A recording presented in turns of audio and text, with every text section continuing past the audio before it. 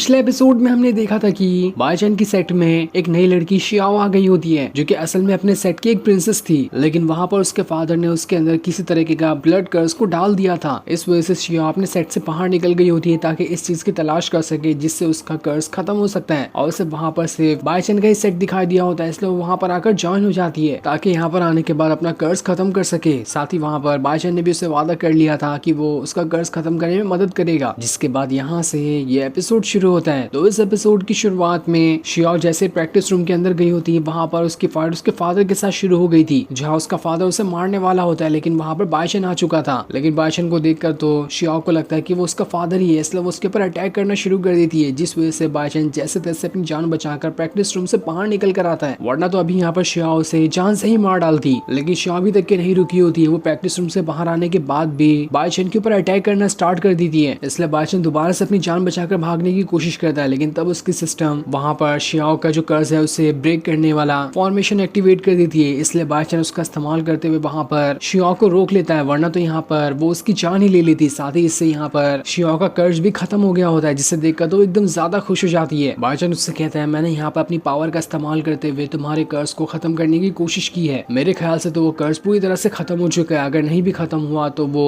अभी के लिए तो पूरी तरीके से शांत हो चुका है, इसलिए तुम्हें घबराने की यहाँ पर जरूरत नहीं है। ये सुनकर शियाओ वहां पर बाईचैन को ग्रेट करते हुए कहती है, आपने तो यहाँ पर मेरी मदद की, इसका एहसान मैं कभी नहीं भूल पाऊंगी। लेकिन मुझे तो समझ नहीं आ रहा कि उस प्रैक्टिस रूम के बाहर तो मैं खुद से अकेले आ ही नहीं पा रही थी, तो आखिर मैं बाहर कैसे आई। तब बाईचैन उससे बताता है कि तुम प्रैक्टिस रूम के अंदर जाने के बाद अपना होश खो बैठी थी, इसलिए मुझे वहां पर जाकर तुम्हारी मदद करनी पड़ी ताकि मैं तुम्हें वहां से बाहर निकाल सकूं। और काफी मुश्किलों से मैंने तुम्हें वहां से बाहर निकाला। मास्टर अपने डिसाइपल को कभी किसी मुसीबत में नहीं छोड़ सकता, इसलिए मैं वहां पर तुम्हारी मदद करने के लिए चला गया। ये देखकर तो शियाओ पूरी तरह से बाईचैन का सेट ज्वाइन करने के लिए तैयार हो जाती है और उससे कहती है, आज से मैं आपको अपना मास्टर कहती हूँ और हमेशा यहीं पे रहने का सोचूंगी। अब से यही सेट मेरा सब कुछ है, आगे से आप जो कहेंगे मैं वो सारी की सारी चीजें करने के लिए तैयार हूँ। साथ ही यहाँ पर उसका लॉयल्टी परसेंट भी 80 हो गया होता है, जिसे देखकर बाईचैन की सिस्टम उससे कहती है, तुमने तो यहाँ पर शियाओ को अपने सेट का हिस्सा बना लिया, वो भी हाई लेवल की लॉयल्टी के साथ। इस वजह से तुमने ये टास्क पूरा कर लिया और इस टास्क को पूरा करने की वजह से तुम्हें सूत्रा पवेलियन दिया जाता है, जिसके अंदर लाखों किताबें होंगी कल्टीवेशन से जुड़ी हुई। जिसे देखकर तो बाईचैन काफी ज्यादा खुश हो जाता है कि चलो बड़ी मुश्किल तो हुई, लेकिन आखिरकार मैंने इस टास्क को पूरा कर लिया। किसी भी टास्क को पूरा करने के बाद कितना सुकून मिलता है, इसके बारे में तो मेरे से अलावा आखिर कौन ही जान सकता है। मुझे तो आज बहुत मजा आ रहा है। जिसके बाद उस सिस्टम से कहता है, जल्दी से उस सूत्रा पवेलियन को बाहर निकालो, मैं उसे देखना चाहता हूँ कि उसके अंदर कितनी तरह की खास टेक्निक को रखा गया है। सिस्टम उससे कहती है, उस पवेलियन को तो बाहर पहले से निकाल दिया गया, अपने सामने देखो, तुम्हें सूत्रा पवेलियन दिखाई दे जाएगा। लेकिन जैसे ही बाईचैन सामने देखता है, उसे तो वहां पर सूत्रा पवेलियन के बजाय एक छोटी सी झोपड़ी दिखाई देती है। ये देखकर तो वो भी हैरान था कि अरे ये क्या है। मुझे तो लगा था कि सूत्रा पवेलियन बहुत ही बड़ी जगह और सुंदर सी जगह होगी, लेकिन ये तो कोई झोपड़ी निकली। इसका क्या मैं अचार डालूंगा। सिस्टम उससे कहती है, तुम्हें बाहर से देखने की कोई जरूरत नहीं है, एक बार इसके अंदर जाओ, तुम्हारी आंखें फटी की फटी रह जाएगी। इसलिए बाईचैन अब उस सूत्रा पवेलियन के अंदर जाता है और जैसे वो अंदर जाता है, वहां का नजारा देखकर तो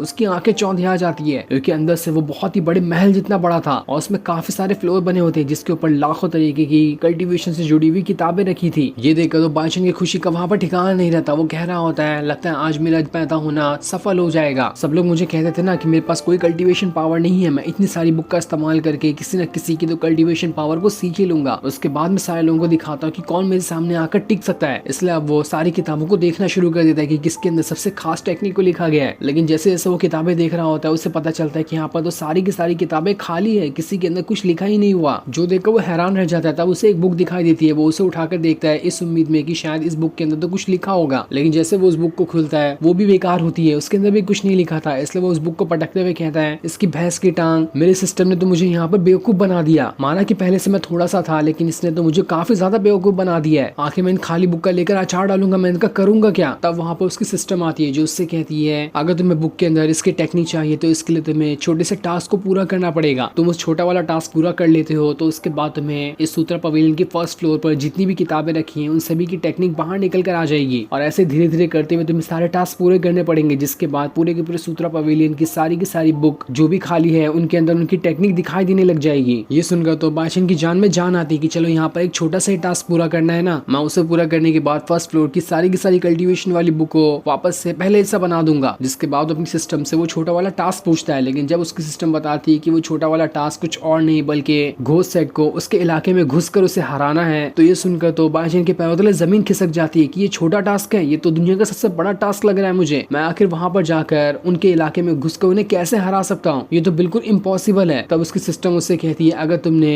इस टास्क को पूरा नहीं किया तो तुम्हें 3 दिन के लिए प्रैक्टिस रूम के अंदर बंद कर दिया जाएगा और वहां का बाहर से दरवाजा बंद किया जाएगा, वो कभी खोला ही नहीं जाएगा जब तक कि 3 दिनों के अंदर तुम बुरी तरह से मार खाकर अपनी हालत न खराब कर लो। तो बताओ तुम्हारा क्या इरादा है, क्या तुम ये छोटा वाला टास्क पूरा करना चाहते हो या फिर प्रैक्टिस रूम के अंदर जाकर मार खाना चाहते हो। तब बादशाह अपनी सिस्टम से कहता है अरे मेरी माँ बस कर, रहने दे, वैसे भी दुनिया मुझे लूजर ही कहती है, कुछ और लोग भी कह लेंगे, लेकिन मैं घोस्ट सेट में जाकर उन्हें वहां पर तो नहीं हरा सकता, इसलिए मैं जा रहा हूँ, मुझे किसी भी कल्टीवेशन वाली बुक की कोई जरूरत नहीं है। तभी वहां पर बाकी सारे डिसाइबल भी आ चुके थे जो इस सूत्रा पवेलियन को देखकर एकदम ज्यादा हैरान रह जाते हैं। वो भी एकदम ज्यादा खुश हो गए थे कि यहाँ पर तो कितनी सारी कल्टीवेशन से जुड़ी हुई किताबें हैं, लेकिन वो लोग भी जब किताबों को खोल कर देखते हैं तो पूरी तरह से खाली होती है। ये देखकर हाउतियान सभी से कहता है मुझे तो लगता है कि मास्टर ने यहाँ पर किसी तरह का रिस्ट्रिक्शन लगा कर रखा है ताकि हम अपनी कल्टीवेशन लेवल के हिसाब से ही किताबें ले सके, वरना तो कोई भी यहाँ पर किसी भी तरह की किताबें लेकर उसकी कल्टीवेशन स्टार्ट कर देगा और इससे हो सकता है उसे ही नुकसान हो जाए। मास्टर हमारा कभी भी बुरा नहीं सोच सकते, इसलिए उन्होंने हमारी भलाई के लिए यहाँ पर सारी की सारी बुक को खाली कर दिया। जिसके बाद वहाँ पर बादशाह आता है जो सभी लोगों से कहता है तुम लोगों को कौन सी कल्टीवेशन वाली बुक चाहिए, जिस पर सभी लोग अपनी अपनी कल्टीवेशन की बुक के बारे में बताना शुरू कर देते हैं। जहाँ सभी ने हाई लेवल की कल्टीवेशन वाली बुक मांगी होती है। ये देखकर तो बादशाह भी हैरान रहता है कि यहाँ तो मेरे लाले पड़े हुए हैं और ये लोग यहाँ पर इतनी हाई लेवल की कल्टीवेशन वाली बुक मांग रहे हैं। मुझे समझ नहीं आ रहा कि मैं घोस्ट सेट को जाकर हराऊं या फिर कल्टीवेशन रूम में घुसकर 3 दिनों तक के बहुत बुरी तरीके से मार खाऊं। लेकिन तब भी वो वहाँ पर से प्रैक्टिस रूम के अंदर ही आ जाता है ताकि वहाँ जाने के बाद वो थोड़ा बहुत मार खा ही लेगा, वरना तो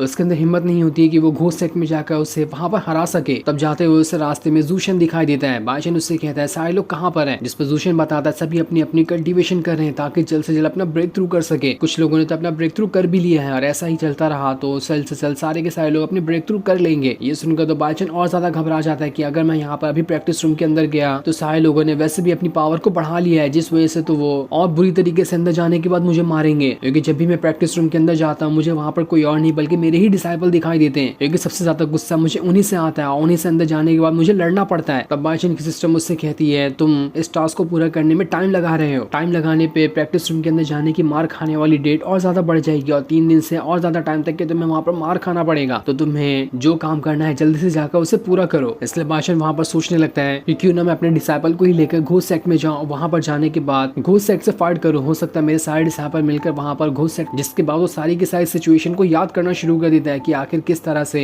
मेरे डिसाइपल वहाँ पर जाने के बाद घोस्ट सेट के लोगों को हरा सकते हैं। तब उसे याद आता है जहाँ पर हाउतियान बाकी सभी कह रहे थे कि आप हमें जहाँ पर भी ले जाना चाहे हम वहाँ पर चलने के लिए तैयार है, कितनी भी बड़ी मुसीबत क्यों ना आ जाए हम सब आपका पूरी तरह से साथ देंगे और जो भी हमारा दुश्मन होगा उससे मुकाबला करते हुए उसे हराने में कामयाब भी रहेंगे। जिस पर सारे के सारे लोग मान चुके थे और वो सारे लोग वहाँ से घोस्ट सेट में जाने के लिए तैयार होते हैं ताकि वहाँ पर जाने के बाद उन्हें हरा सके। लेकिन वहाँ जाने से पहले ही हाउतियान मार खाकर दोबारा से पीछे आ जाता है, जहाँ उसकी हिम्मत अब यहाँ पर जवाब दे चुकी थी। ये सारी चीजें याद करके बादशाह खुद में कह रहा होता है मैं अपने डिसाइपल की जान ऐसे खतरे में नहीं डाल सकता, क्योंकि मुझे नहीं लगता कि सारे के सारे डिसाइपल घोस्ट सेट में जाकर वहाँ के लोगों से फाइट कर पाएंगे। हो सकता है किसी न किसी की वहाँ पर जाने के बाद जान चली जाए, इसलिए भलाई इसी में होगी कि मैं प्रैक्टिस रूम के अंदर जाकर कुछ दिन के लिए मार ही खा लूं। ऐसे मेरे डिसाइपल तो बच जाएंगे, क्योंकि एक मास्टर की जिम्मेदारी होती है कि उसे अपने डिसाइपल को किसी भी तरह से प्रोटेक्ट करना है। जिसके बाद वो वहाँ से प्रैक्टिस रूम की तरफ बढ़ना शुरू कर देता है। लेकिन जैसे वो अंदर आता है वहाँ पर सारे के सारे डिसाइपल उसके ऊपर अटैक करने के लिए उसी की तरफ बढ़ना शुरू कर देते हैं। ये देखकर तो बादशाह की वहाँ पर हालत खराब हो जाती है कि अरे ये सारे लोग तो एक साथ मुझ पर अटैक करने के लिए आ गए, मुझे नहीं लगता कि यहाँ पर मैं बच पाऊंगा, इसलिए यहाँ से बाहर निकल जाना ही बेहतर है। जिसके बाद अपनी जान बचाकर प्रैक्टिस रूम से बाहर आ जाता है। बाहर आने के बाद सोच रहा होता है कि मुझे नहीं लगता कि मैं प्रैक्टिस रूम के अंदर 3 दिन तक की अपनी जान बचा पाऊंगा, उससे पहले ही मैं मारा जाऊंगा। इसलिए भला इसी में है कि मैं अपने सारे डिसाइपल को लेकर घोस्ट सेट में जाऊं और वहां पर जाने के बाद उनसे लड़ाई करूं। जिसके बाद वो सारे के सारे डिसाइपल को इस बारे में बता देता है कि उन्हें घोस्ट सेट में जाकर उनसे फाइट करनी है। ये सुनकर तो सारे के सारे लोग घबरा जाते हैं कि अरे हम लोग यहाँ पर घोस्ट सेट में जाकर उनसे फाइट कैसे कर सकते हैं, हमारे पास तो उतनी पावर भी नहीं है, घोस्ट सेट के लोग तो बहुत ज्यादा खतरनाक और पावरफुल होते हैं, तो हम उनका मुकाबला कैसे कर पाएंगे। लेकिन तब भी अगर मास्टर ने डिसाइड कर लिया है तो हम वहाँ पर मास्टर के साथ जाने के लिए तैयार। जो सुनकर बादशाह तो एकदम ज्यादा खुश हो जाता है कि अरे वाह मेरे डिसाइबल कितने अच्छे हैं, तो इतनी आसानी के साथ अपनी जान हथेली पे लेने के लिए तैयार हो गए। लेकिन तब वो सारे के सारे डिसाइपल कहते हैं हम आपके साथ जाएंगे तो, लेकिन हमें फाइट वहाँ पर नहीं करनी पड़ेगी, क्योंकि हम वहाँ पर आपकी ही फाइट देखने के लिए जा रहे हैं। हम वहाँ पर देखना चाहते हैं कि हमारे मास्टर के पास कितनी ज्यादा पावर है। हमारे मास्टर घोस्ट सेट के पूरे लोगों की पुंगी बजा देंगे, जो नजारा देखने में तो सच में कमाल का ही होगा। ये देखकर तो बादशाह की भी हालत खराब होने लगती है कि कितने बेकार डिसाइपल है। मुझे तो लगा था कि मेरी मदद करने के लिए वहाँ पर जाएंगे, लेकिन ये तो वहाँ पर मेरे मौत का तमाशा देखने के लिए जा रहे हैं। ऐसे डिसाइपल की मैं रक्षा करूंगा, ऐसे तो किसी काम के लोग नहीं है ये, इसलिए अब तो मैं उन्हें वहाँ पर कैसे भी करके करके ले जाकर ही रहूंगा ताकि मैं उनसे फाइट करवा सकूं। बहुत हो गया इन लोगों का नाटक यहाँ पर। ऐसे वहाँ पर बड़ी बड़ी बातें करना शुरू कर देता है और उन्हें मोटिवेट कर रहा होता है कि तुम अगर किसी भी तरह के टास्क से डर जाओगे तो आगे चलकर तुम पावरफुल कैसे बन सकते हो। तुम्हें मुश्किलों से बिल्कुल भी नहीं घबराना है बल्कि उसका तो डटकर मुकाबला करना है। लेकिन तुम तो देखो यहाँ पर घोसैक का नाम सुनते ही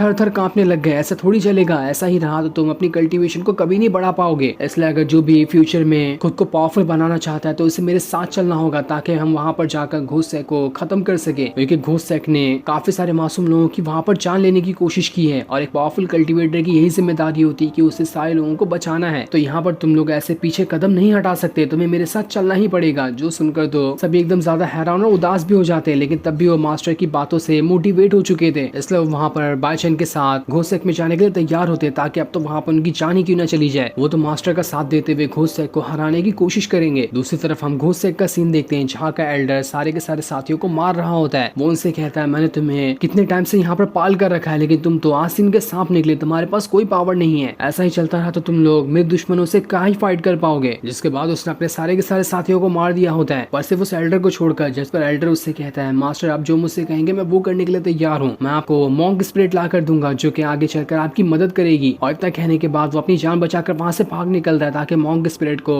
अपने मास्टर को लाकर दे सके। दूसरी तरफ हम बाईचेन को देखते हैं जो अपनी नाव पर सवार होकर अपने सारे डिसाइपल के साथ घोसैक की तरफ ही बढ़ना शुरू कर देता है। जहाँ पर वो आसपास के नजारे को देखते हुए जा रहा था कि आसपास का नजारा तो कितना ज्यादा सुंदर है, लेकिन तभी उसे जमीन पर कई सारे लोगों की लाशें दिखाई देती है जिन सभी को घोसैक वालों ने मार डाला था। और ये सारे गाँव वाले होते हैं जहाँ पर घोसैक के लोग आ चुके हैं और यहाँ पर आने के बाद उन्होंने काफी सारे गाँव वालों की जान ले ली है। ये देखकर तो सभी घबरा जाते हैं कि यहाँ पर तो घोसैक ने कितने मासूम लोगों की जान ले ली। इस वजह से उनका गुस्सा वहाँ पर घोसैक के लिए और ज्यादा बढ़ गया होता है कि अब तो हम यहाँ पर घोसैक को नहीं छोड़ने वाले। ऐसे ईवल का तो दुनिया से खात्मा ही हो जाना बेहतर है। अगर वो लोग जिंदा रहे तो न जाने और कितने लोगों की वहाँ पर जाने ले लेंगे, इसलिए उनका मर जाना ही बेहतर है। हम यहाँ पर चुन चुन के सारे घोसैक वालों की जान ले लेंगे, किसी को भी यहाँ पर नहीं छोड़ेंगे। लेकिन तब बाईचेन उनसे कहता है तुम्हारा जोश देखकर तो मैं खुश हुआ, लेकिन तुम्हें इस बात का भी ख्याल रखना है कि तुम्हारी जान यहाँ पर काफी ज्यादा कीमती है। अटैक करना और जितना हो सके उतना ज्यादा अटैक करना, लेकिन इस बात का ख्याल रखना है कि तुम्हें अपनी जान को भी बचाना है। मैं ऐसे नहीं देख सकता कि यहाँ पर लड़ाई करते हुए मेरे किसी डिसाइपल की जान चली जाए, इसलिए सेफ्टी फर्स्ट, अपनी सेफ्टी का सबसे पहले ध्यान रखना। साथ ही उसे अंदर ही अंदर गिल्टी भी महसूस हो रहा होता है कि उसने अपने टास्क को पूरा करने के लिए यहाँ पर इतने सारे डिसाइपलों को